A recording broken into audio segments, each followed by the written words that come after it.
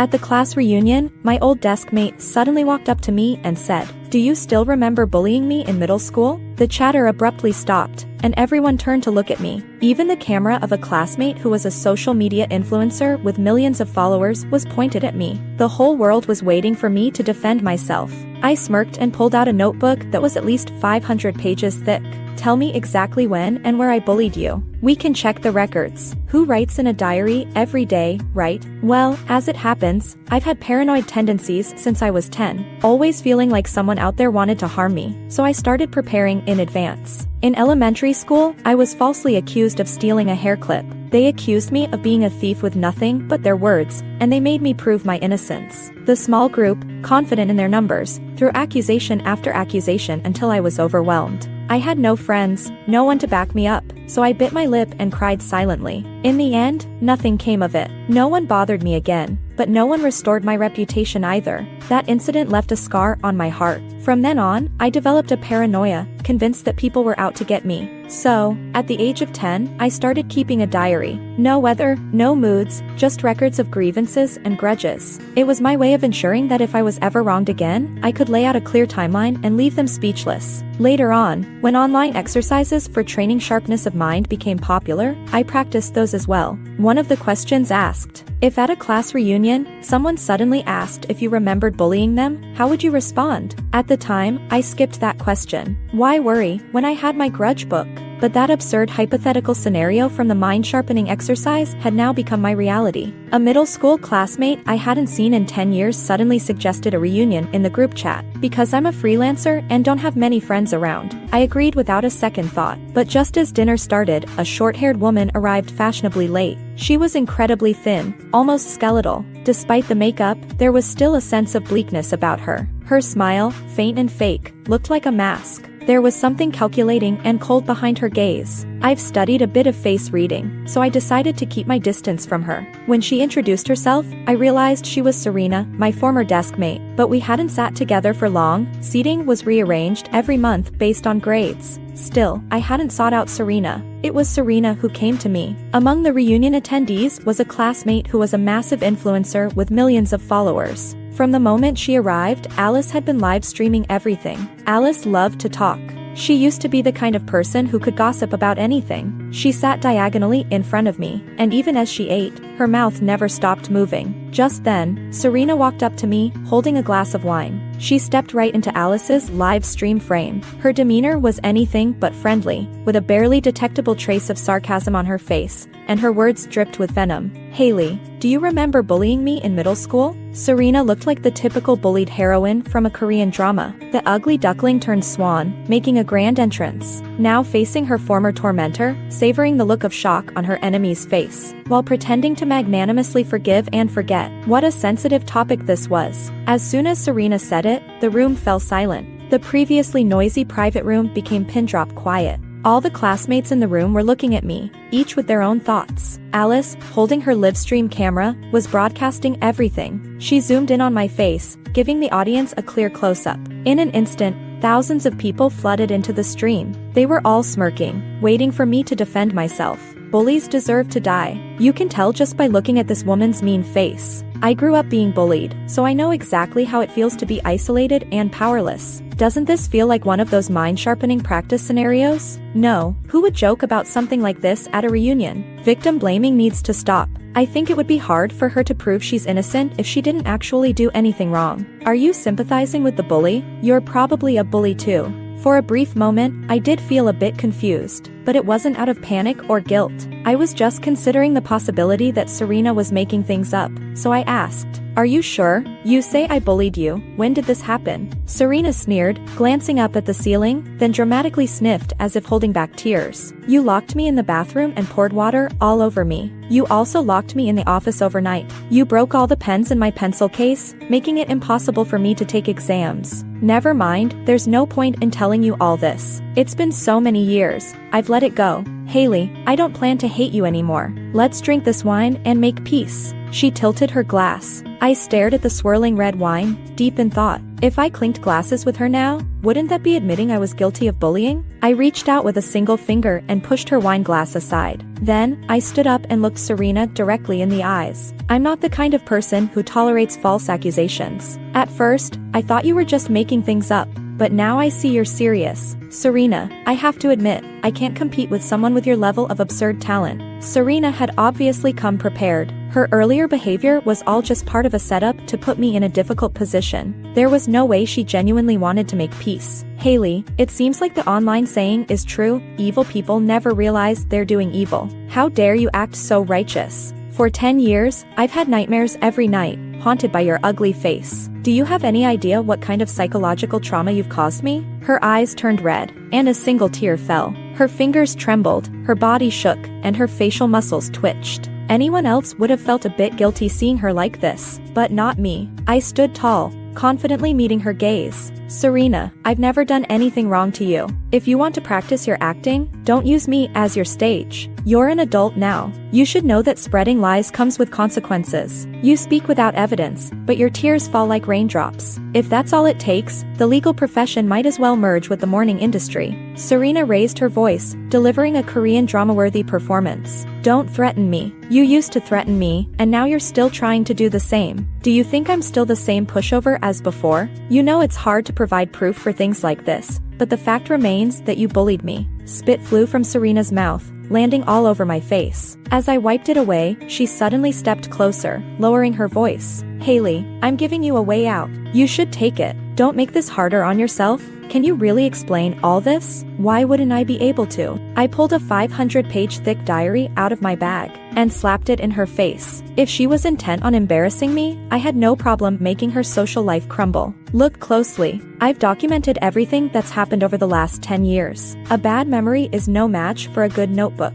You say I locked you in the bathroom and poured water on you? Let's check the VCR. I had already arranged for the contents of my diary to be projected on the private room's wall. March 11th, Serena didn't finish her math homework and was afraid of getting scolded by the teacher, so she hid in the bathroom. She tried to get herself wet to fake being sick so she wouldn't have to do homework, but she accidentally locked herself in the stall. When people asked her what had happened, Serena refused to say a word. I was the only one who knew, because I was in the stall next to her, struggling with constipation. My homeroom teacher can confirm that it was she who helped me out after my legs went numb from squatting too long. May 27th.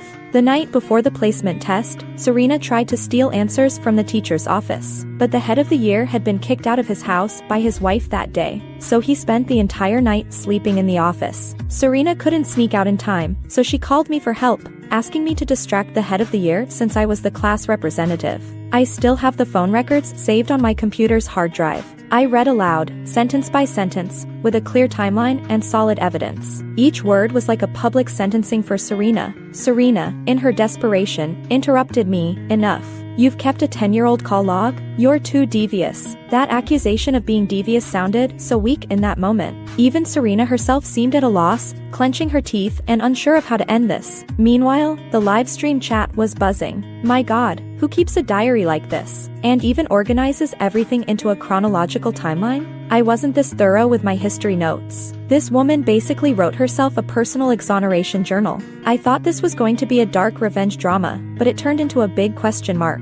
At this point, Serena still wasn't ready to give up. It's been too long. I might not remember these things clearly, but the fact that you abused a stray dog is true, isn't it? Serena started crying in front of the live stream camera. That little dog was named Lucky. Every day after school, I would feed him. But one day, Lucky never ran up to me happily again, barking with joy. It was this cruel woman. I saw her with my own eyes, drugging Lucky, beating him, forcing water down his throat, and finally, Lucky died one winter day. After that, there was only a small grave at school. Don't try to deny it. The school's surveillance cameras caught everything. Serena wiped her tears, a glimmer of triumph flashing in her eyes. This was a brilliant move. Accusations of bullying are hard to disprove, but cruelty to animals? That's even worse, especially since the dog was dead. The pet hospital where Lucky was treated had shut down, so there was no way to get any medical records. I had thought that my earlier defense would calm the viewers in the live stream, but instead, a flood of hired trolls suddenly filled the chat, spamming accusations. They all accused me. She's so twisted.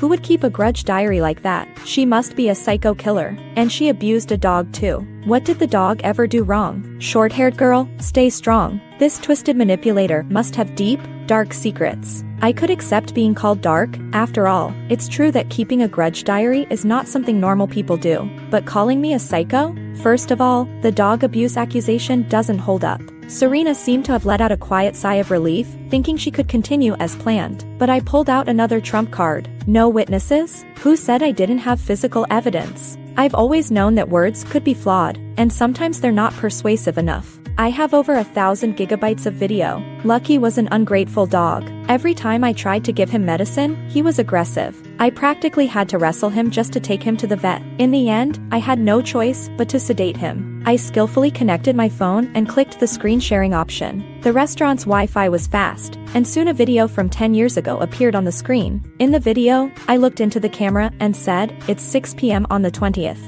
and I'm about to take the lame school dog, Lucky, to the pet hospital." As soon as I approached, Lucky bared his teeth and growled at me. I had no choice but to return to the camera. Lucky's wound is so deep that you can see the bone. He needs stitches, but the dog won't cooperate. Clearly, he doesn't have the basic trust between human and dog. Now I need to put a pill in some sausage. Lucky stopped moving shortly after taking the pill. At this point, the camera shook a bit, showing me lifting Lucky, ready to take him to the pet hospital. I ran into a short-haired female classmate coming down the stairs. She pointed at me and screamed, "I saw you knock Lucky out. If you're hungry, buy your own food. Why would you eat dog meat?" In the video, I froze for a second in the direction of the voice. Then I unleashed a stream of curses at her. Back then, I was a rebellious teenager. There was no way I would take such an unjust accusation lying down. If your brain is waterlogged, shake it out. The sun's been up all day, but it hasn't dried you out yet. She was clearly stunned by my verbal attack and stood frozen in place. I rolled my eyes at her and continued walking forward.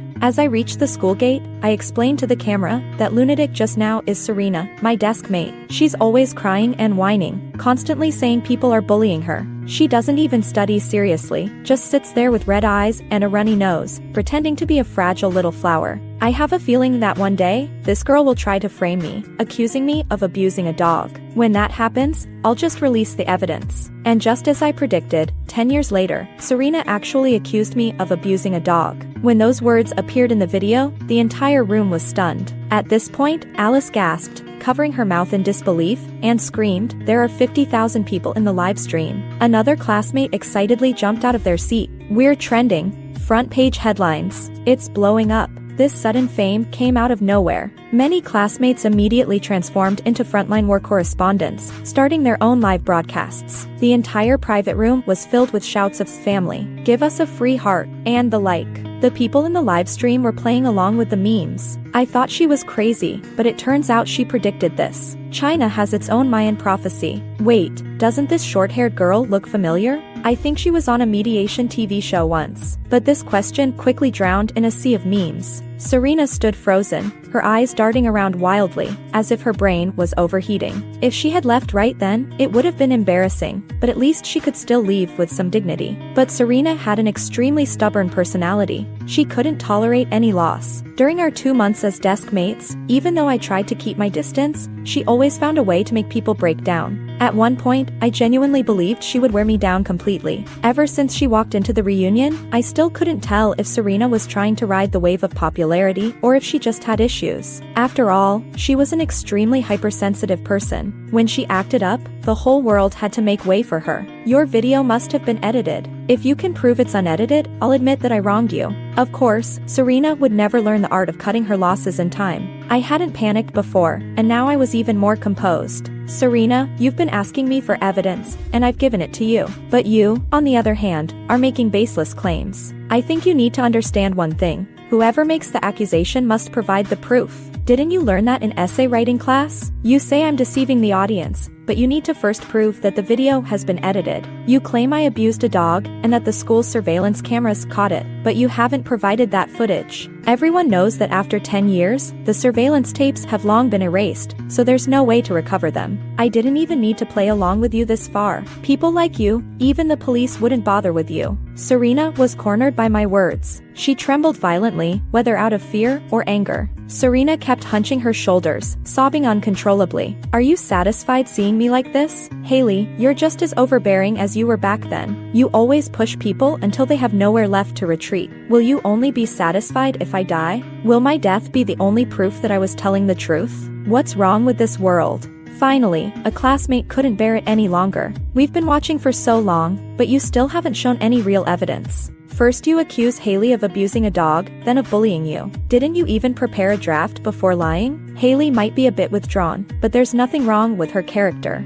Yeah. Whenever I had trouble with questions, Haley would always patiently explain them to me. Enough is enough, Serena. If you keep going, this won't end well for you. Is she here to blackmail money? Serena suddenly grabbed her head and started screaming. For a moment, it looked like she was about to transform into something else. She howled a few times, seemingly gaining some clarity. Then she pointed her bloodshot eyes at all of us, unleashing her fury indiscriminately, no matter whether we had been kind or harsh toward her. You're all defending her because you were part of the bullying too. You accuse me of lying, but what about the cliques you formed behind my back, spreading rumors about me? The livestream audience had already moved on to other topics. But hearing this, they started paying attention again. Could they all be bad people? Her emotional breakdown looks pretty real. Could she really be the victim? After all, look at Haley, she's so well prepared, and all her classmates are backing her. What if they've been conspiring against her all along? Only bullies band together. I have a bold theory, Haley has a guilty conscience. She knew the victim would bring this up,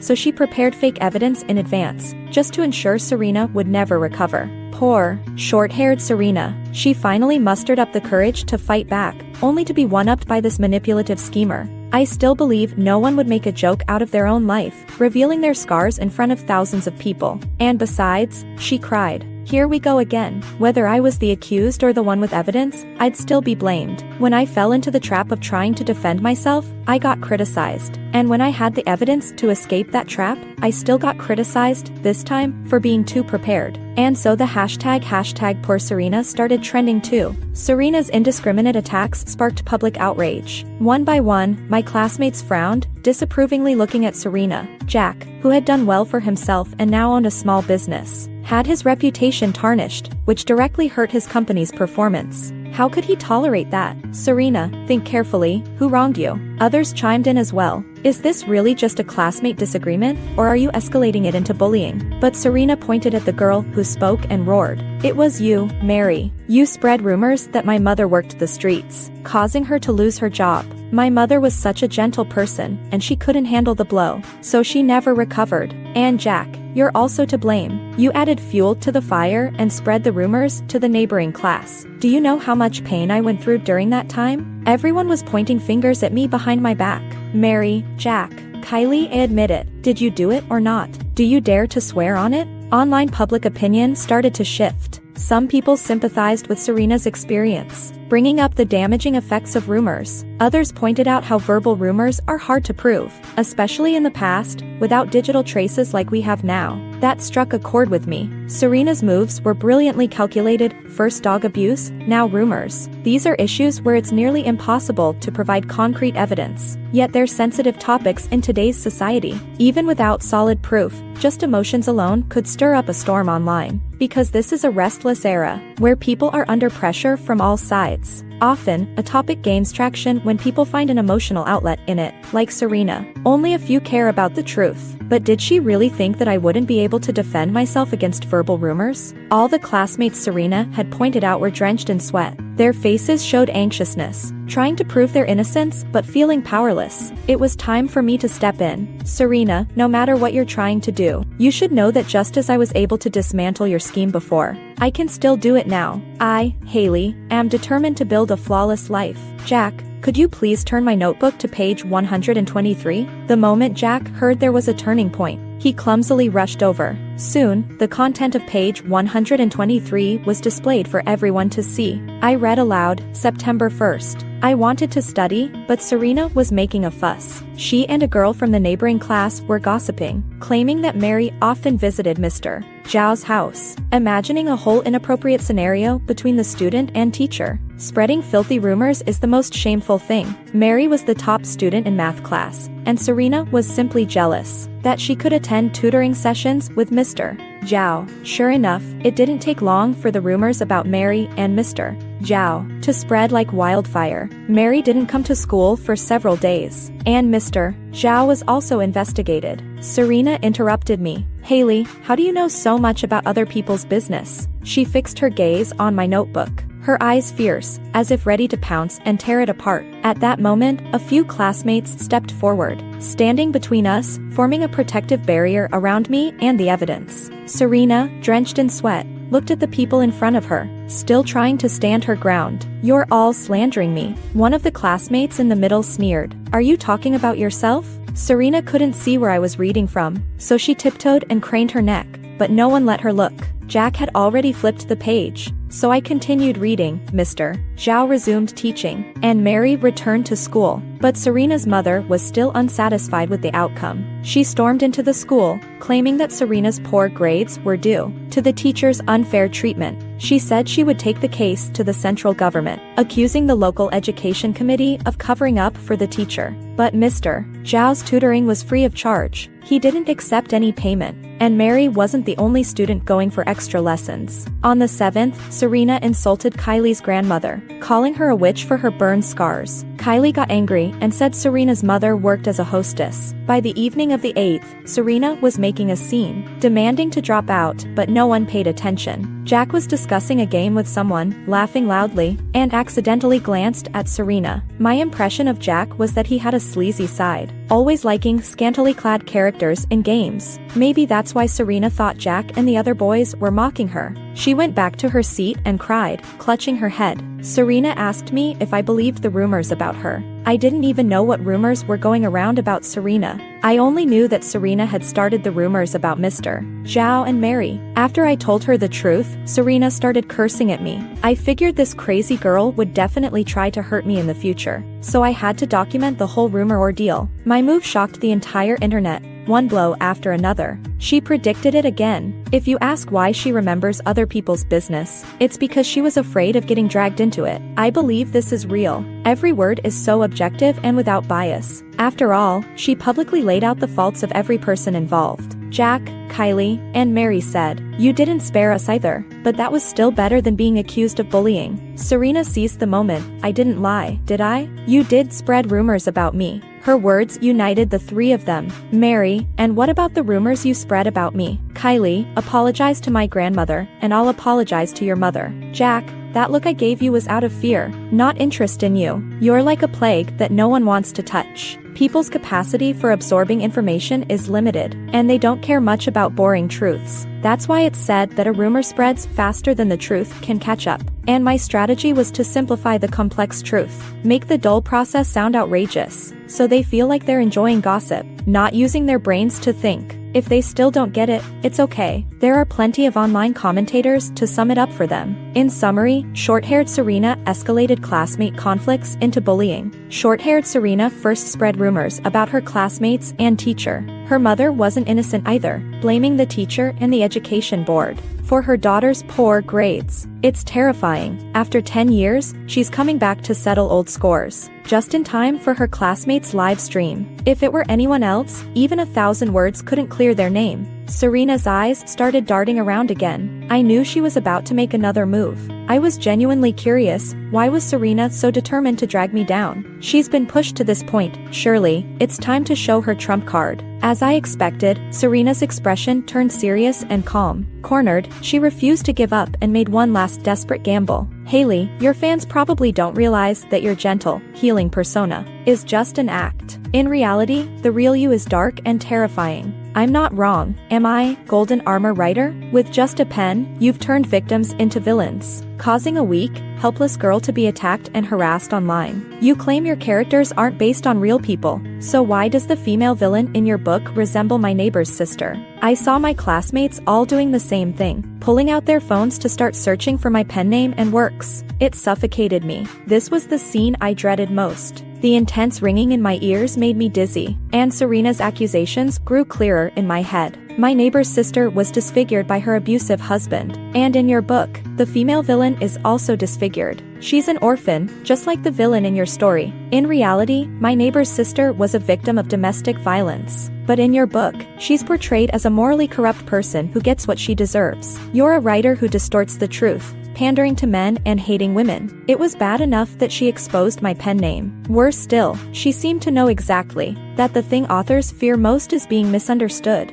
Accusations of misogyny and pandering to men are their go-to weapons for attacking female authors. Simple yet very effective. All it takes is a couple of misinterpreted lines, and they can smear dirt on your face. Being misunderstood is the fate of those who express themselves. But I was determined to prove that this didn't apply to me. In just a short amount of time, my comment section was flooded with a swarm of haters. They didn't even bother to read the main text, immediately jumping on the bandwagon to hurl insults. Oh, what a brilliant writer. Let's hope the author goes through the same experiences as her characters. A low IQ essay written by someone who didn't finish elementary school. Go back and rewrite it. Even a chicken pecking at the keyboard would make more sense. Stupid female lead, stupid plot, stupid author, with a brain as rotten as the stench of her words. I've been through this kind of verbal abuse countless times. I admit that, despite having several volumes of brick-thick notebooks, I still can't fully escape the self-proving trap. I once tried to argue with them, explaining the true meaning behind my writing. There were foreshadowing hints in the beginning and proof at the end, and so on. Later, I realized that my desperate attempts to explain my writing were, in fact, a form of self-proving. It showed that the self-proving trap surrounds everyone, everywhere. Since then, I have gradually come to accept it and acknowledge its existence. So, my confidence doesn't come from my notebooks. It comes from the fact that I had already conquered it in my mind. Seeing my calm expression, entirely unaffected by the online hate, that fleeting satisfaction on Serena's face slowly froze. Serena, I thought the ace up your sleeve that you were saving for the end would be more of a bombshell. Is this it? I ask you, have you read my book? Did you finish it? Thinking she was well prepared, Serena stiffened her neck and said, "Your book is new. It's still being serialized. You can stubbornly deny it now, then go back and change the outline and character settings, and in the end, you'll still get to publish it beautifully. But the current chapters already clearly show you're borrowing from my neighbor Ella. Her story even made the news, and everything the news reported is reflected in your writing. I could overlook the earlier issues, but how do you explain the numerous similarities between the female antagonist in your story and my neighbor's sister? You're not going to call it a coincidence, are you? How could there be so many coincidences in this world? When viewed separately, piece by piece, Serena's so-called evidence really seemed to match her claims. From an outsider's perspective, it was quite convincing, but as someone who has been in this industry for years, I can tell you that, if you pull apart the characters from the Seven Dwarfs and Snow White, you'll find similarities too. The public often can't grasp complex matters that require professional knowledge. Serena's accusations didn't require expertise, but for me to explain them, I had to delve into professional details. If I followed her lead, I'd be falling right into her trap. Your neighbor's story made the news in September of last year, and my book started serialization in March of this year. At first glance, the 6-month gap makes it seem like I could have used her as a prototype. But what you don't know is that I began drafting much earlier than that. It seemed like Serena had been waiting for me to say that. Can you prove when you started drafting? She squinted her eyes, looking like a smug little fox. It reminded me of when my computer broke earlier this year. I suspect that's when she saw my manuscripts and tracked down my pen name through my browser history. All my outlines and ideas for this book were wiped clean during that repair. I had to rewrite over 100,000 words from scratch. Let me clarify one thing. The so-called female antagonist, Yu Pei-wen, isn't a villain at all. She's the second female lead in my novel, a vengeful angel with a split personality. This wasn't something I came up with on the fly, it was part of my earlier drafts. Serena, don't underestimate an author's ability to prepare full drafts. See this button to publish with one click? I'm going to upload all 500,000 words of the remaining chapters. I don't need to explain the foreshadowing and plot twists in my book. The public has eyes, they'll see for themselves. Under Serena's stunned gaze, nearly 100 chapters of my novel were uploaded online in 5 minutes. If I had really done what Serena accused me of, portraying a victim as a villain to shame them, this move would have been like hammering myself. But I had never heard of her so-called neighbor's story. I wasn't at all worried that there would be any real excessive similarities. Now Serena was truly out of moves. Her cards were played out, while it seemed like I had none left, when in fact, I had winning cards all along. She glared at me, stammering for a long time before muttering, "How could you do this?" The room door was knocked on, and Serena had brought the police. The impact of this event had grown too large. When slander reaches a certain scale, it warrants an investigation. What's more, the number of shares on this incident had long surpassed 10 million. Serena clearly felt no guilt for her wrongdoing. As she left, she stomped and cried loudly. She stubbornly kept up her defiant expression, ranting at everyone once more before leaving. But none of the classmates even bothered to engage with her anymore. After Serena left, the room fell silent for a few seconds. My classmates stood up, looking at me with admiration. "Come on, let's give a round of applause for this righteous pen wielder." Serena wasn't ignorant of the law. On the contrary, she knew exactly what she was doing from the very start. If she had succeeded, she would have made a fortune from the surge in traffic. She could have even used this experience of manipulating public opinion as a way to apply for a job at a PR firm. Never underestimate human nature. Many people place profit before morality. If Serena had succeeded, she would have had a bright future ahead of her. Even if she failed, she still expected to walk away unscathed. She could easily claim ignorance and shift all the blame onto her poor neighbor. Serena thought this whole operation would clear her of any responsibility, but she underestimated the police's ability to investigate. Ella, the neighbor, confessed everything. The slander and rumors spread about me at the reunion were all part of Serena's meticulous planning. Ella had long suffered from domestic violence and was desperate for attention and help. Serena took advantage of this, harming both herself and others. She had once been an actor and director on a local TV mediation show. Several segments she planned had gained some minor buzz, with decent ratings and a fair amount of discussion. Serena, riding on her past successes, believed she had a deep understanding of human nature and could manipulate media and public opinion at will. During our confrontation, I could also sense the precision of her tactics. On the surface, she was targeting me, but in reality, she was manipulating the crowd, stirring up emotions at every turn. If I weren't calm enough, with a mindset slightly different from the norm, I would have easily been dragged into the mud by her. Serena didn't just orchestrate an online hate campaign, she also stole my manuscript and damaged my computer, which was worth over $10,000. Her crimes go beyond slander and defamation. She's now facing multiple charges, far more serious than just civil liability. As for me, all the traffic Serena failed to gain flowed right to me. I had long written the full manuscript and was publishing it on schedule to build up momentum. Now, this flood of fortune had landed right in my lap, and I couldn't be happier. Publishing the full story now wasn't a loss at all. Instead, it drew even more social attention. Although the truth had come out, there were still some who ignored the facts and continued to insult me in the comments under my book. That was until Ella, the neighbor, issued a statement, declaring that everything was orchestrated by Serena and that the claims of the female lead being based on a real person were fabricated lies. That finally silenced the crowd who had been eagerly fanning the flames in my comment section. As for those foul comments left by people who had rushed to insult me based solely on Serena's slander, I didn't delete a single one. Why should I delete them? Those are their stains, not mine.